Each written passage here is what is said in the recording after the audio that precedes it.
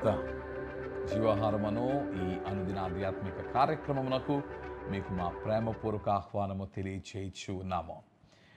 గలతీయులకు పౌలు రాయిచు 5వ అధ్యాయము 13వ వచనములో ఈ మాట వ్రాసి ఉన్నారు. సహోదరులారా, మీరు స్వతంత్రులుగా ఉండుటకు పిలువబడితిరి. Freedom is expensive. లోకములో మనిషి కోరుకునేవి ఎన్నో ఉన్ననో, ఆశించేవి ఎన్నో ఉన్ననో, తలంచేవి ఎన్నో ఉన్ననో, మానవుని అవసరతలో ఒక ప్రధానమైన అవసరత స్వేచ్ఛ, స్వాతంత్రము. ఆహారము సైతము మానవునికి అవసరముగా ఉన్ననో,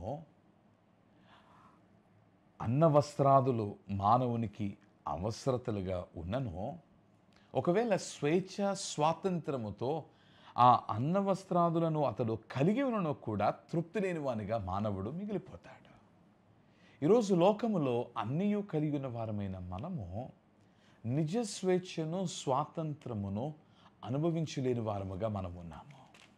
ఆహారము కొదువుగా లేదు, సమృద్ధిగా ఉంది.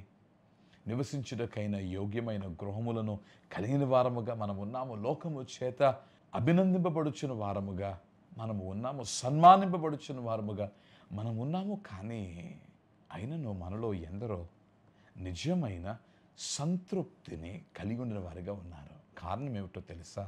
You are not freed in Christ. క్రీస్తులో మీరు స్వాతంత్రతను మీరు పొందని వారిగా ఉన్నారు. You may think that you are free in the world. లోకములో నేను స్వేచ్ఛతో ఉన్నానని, స్వతంత్రునితో ఉన్నానని. కానీ నీవు గమనించవలసిన సత్యం ఏమిటి అంటే, నిజమైన స్వతంత్రత దేవునిలో ఉంది, క్రీస్తు వలన కలుగుచూ ఉంది. కారణం ఏమిటి అనగా, మానవుడు లోకాన్ని జయించినను తనను తాను జయించలేడు. మానవుడు లోక దృష్టిలో యోగ్యునిగా ఉన్నను తన దృష్టిలో యోగ్యతను కలిగిన వానిగా లేడు.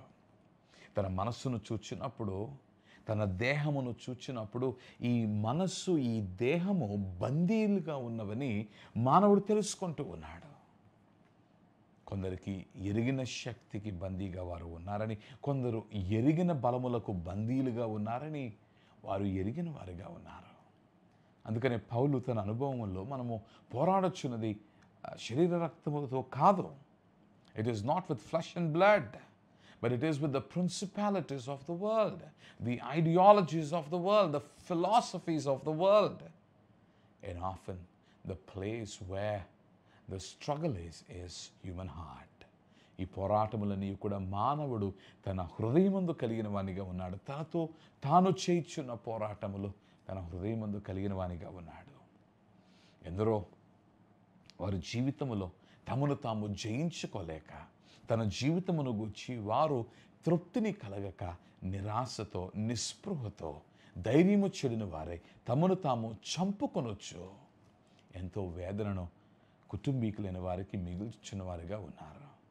దేవుని బిడ్డలారా, నిన్ను నీవు చూచుకున్నప్పుడు, నీ హృదయములో నిన్ను నీవు చూచుకున్నప్పుడు నీ స్థానం ఏమిటి?